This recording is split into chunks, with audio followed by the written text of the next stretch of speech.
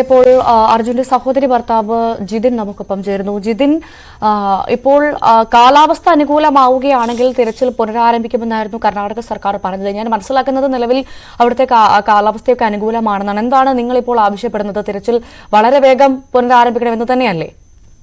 അതെ, തീർച്ചയായിട്ടും എത്രയും പെട്ടെന്ന് തന്നെ തിരച്ചിൽ പുനരാരംഭിക്കണമെന്നാണ് ഞങ്ങൾക്ക് ആവശ്യപ്പെടാനുള്ളത്. നിലവിൽ 4.5 നോട്ട് ആയ സ്ഥിതിക്ക് ഇനിയും അത് എത്രയും പെട്ടെന്ന് കുറയുമെന്ന് തന്നെയാണ് പ്രതീക്ഷ. അപ്പോൾ എത്രയും പെട്ടെന്ന് മുന്നേ ചെയ്ത പോലുള്ള രക്ഷാപ്രവർത്തനങ്ങൾ അല്ലെങ്കിൽ തിരച്ചിൽ പുനരാരംഭിക്കണമെന്ന് തന്നെയാണ് പറയാനുള്ളത്. അതിൽ കൂടി തന്നെ നമ്മുടെ AK Ashraf MLA, MK Raghavan MP, KC Venugopal എന്നിവരുള്ള ഇടപെടലും പൂർണ്ണമായി ഞങ്ങൾ ആഗ്രഹിക്കുന്നു, മുന്നത്തതുപോലെ തന്നെ. അതേപോലെ നമ്മുടെ ഗവൺമെന്റിന്റെ ഭാഗത്തു നിന്ന് മന്ത്രി ശ്രീ മുഹമ്മദ് റിയാസ്, മന്ത്രി ശ്രീ AK ശശീന്ദ്രൻ, അതേപോലെ മറ്റ് MLA എല്ലാവരും സഹകരണത്തോടെ തന്നെ അത് പുനരാരംഭിക്കണം എന്നാണ് ഞങ്ങളുടെ ആഗ്രഹം. എങ്കിൽ ഇതിനൊരു ഒരു ഏകോപനം ഉണ്ടാവുമെന്നാണ് ഞങ്ങൾ കരുതുന്നത്. അർജുൻ, ക്ഷമിക്കണം ജിതിൻ, നാളെ ബംഗളൂരുവിൽ ഒരു ഉന്നതതല യോഗം ചേരുന്നുണ്ട്. അത് നിർണായകമാണെന്നാണ് ഞങ്ങൾ പ്രതീക്ഷിക്കുന്നത്. അതിലൊരു പോസിറ്റീവായൊരു റിപ്ലൈ ഉണ്ടാകുമെന്ന് താങ്കൾ പ്രതീക്ഷിക്കുന്നുണ്ടോ? തീർച്ചയായിട്ടും അങ്ങനെയാണല്ലോ ഇപ്പോൾ സാഹചര്യം. കാരണം മഴ കുറഞ്ഞു, നദിയിലെ ജലനിരപ്പ് കുറഞ്ഞു, നദിയിലെ ഒഴുക്ക് കുറഞ്ഞു. അപ്പോൾ എന്തുകൊണ്ടും അനുകൂലമായിട്ടുള്ളൊരു നിലപാട് ഉണ്ടാവാനേ അതിൽ ചാൻസ് ഉള്ളൂ എന്നാണ് ഞാൻ കരുതുന്നത്. താങ്കൾ ശിരൂരിലേക്ക് പോകുന്നുണ്ടോ നാളെ? ഞാനും പോകുന്നുണ്ട് ശിരൂരിലേക്ക്. നാളെ തുടങ്ങിയെങ്കിൽ ഇന്ന് തന്നെ പോകും എന്നാണ് ഞങ്ങൾ കരുതുന്നത്. ഞാനും അർജുൻ അനിയനും എല്ലാവരും പോകുന്നുണ്ട്.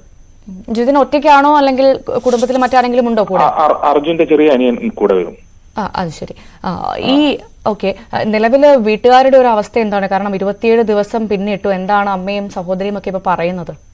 വീട്ടുകാരെല്ലാരും ആദിയിൽ തന്നെയാണ് എത്രയും പെട്ടെന്ന് അർജുനെ തിരച്ചിൽ പുനരാരംഭിക്കണം തന്നെയാണ് അവരെയും പറയുന്നത്. കാരണം ഒരച്ഛന്റെയും അമ്മയുടെയും സഹോദരങ്ങളുടെയും വിഷമം ഞാൻ നേരിട്ട് അവിടുന്ന് കണ്ട് മനസ്സിലാക്കിയിട്ടുള്ള ആളാണ്. അവർക്ക് ഒരു ജോലിക്ക് പോകാനോ ഒന്നിനും ഒരു പുറത്തിറങ്ങാൻ പറ്റാത്തുള്ള ഒരു അവസ്ഥയിലാണ് ഇപ്പോഴും അവരൊക്കെ തുടരുന്നത്.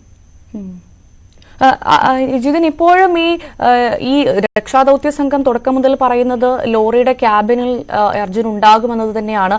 നിങ്ങളും ഇപ്പോഴും അതിൽ തന്നെ ഉറച്ചു നിൽക്കുകയാണോ? ആ തരത്തിലുള്ള തെരച്ചിൽ വേണമെന്ന് തന്നെയാണോ നിങ്ങളും ആവശ്യപ്പെടുന്നത്? അതെ, ഞങ്ങളും അങ്ങനെ തന്നെയാണ് കരുതുന്നത്. 90% അത് ക്യാബിനുള്ളിൽ തന്നെ അർജുൻ ഉണ്ടായിരിക്കാനാണ് സാധ്യത എന്ന വിലയിരുത്തലാണ് ഞങ്ങൾക്കുള്ളത്. ജിതിൻ, കഴിഞ്ഞ ദിവസം ഞങ്ങളുടെ പ്രതിനിധി KP ബൈജു ഈശ്വർ മാൽപ്പയുമായി സംസാരിച്ചിരുന്നു. അപ്പോൾ അദ്ദേഹം പറഞ്ഞത് അത്തരത്തിലൊരു ഉറപ്പ് സർക്കാരിന്റെ ഭാഗത്തുനിന്ന്, അതായത് തിരച്ചിൽ ആരംഭിച്ചോളൂ എന്ന് സർക്കാരിന്റെ ഭാഗത്തുനിന്ന്, ഒരു കർണാടക സർക്കാരിന്റെ ഭാഗത്തുനിന്ന് ഒരു വാക്ക് കിട്ടിയാൽ ഉടൻ തന്നെ തിരച്ചിൽ ആരംഭിക്കാൻ താൻ പൂർണ്ണമായും തയ്യാറാണ് എന്നാണ് അദ്ദേഹം പറഞ്ഞത്. അതിനുശേഷം അവിടുന്ന് പോയതിനു ശേഷം ജിതിൻ ഈശ്വർ മാൽപ്പയുമായി ബന്ധപ്പെട്ടിരുന്നു. ഈശ്വർ മാൽപ്പയായിട്ട് ബന്ധപ്പെടുന്നുണ്ട്, ഞങ്ങളൊക്കെ ബന്ധപ്പെടുന്നുണ്ട്. അദ്ദേഹത്തിന് ഇതുവരെ ഒരു അറിയിപ്പ് ഇതുവരെ കിട്ടിയിട്ടില്ല ആരുടെ ഭാഗത്തുനിന്നും. കിട്ടിയാൽ അദ്ദേഹം ഇറങ്ങുമെന്ന് തന്നെയാണ് അറിയാൻ പറ്റിയത്.